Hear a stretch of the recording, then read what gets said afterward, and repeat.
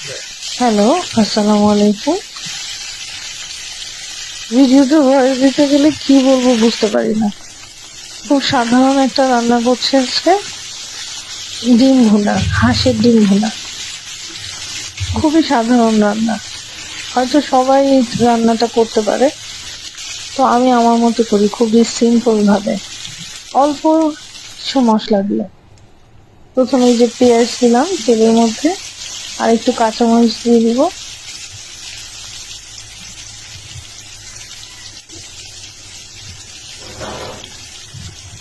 এরপরে অল্প সামান্য কিছুক্ষণ নেড়ে সামান্য কিছু মশলা অ্যাড করব।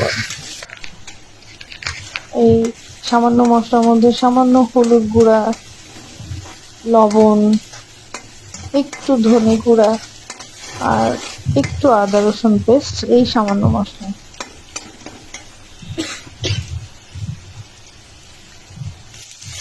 মশলাটা যাতে পুড়ে না যায় এই জন্য একটু পানি দিয়ে দিলাম।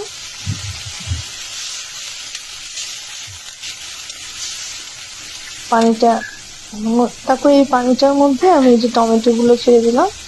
একটু টমেটো গুলো নরম হলে আস্তে আস্তে আমি একটা একটা করে মশলাগুলো দিয়ে দিব। লবণ দিলাম, একটু হলুদ গুঁড়ো দিলাম,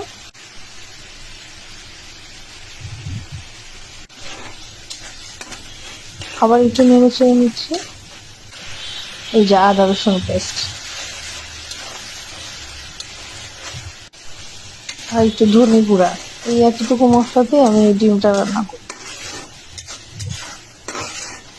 এই সামান্য মশলা দিয়ে ডিম রান্না করি, তারপর খেতে ভালোই লাগে। ডিম রান্না করতে হয়তো সবাই পারে, কিন্তু এই সিম্পল ভাবে রান্না করে একদিন খেয়ে টেস্ট করে দেখতে পারে, ভালো লাগবে আশা করছি।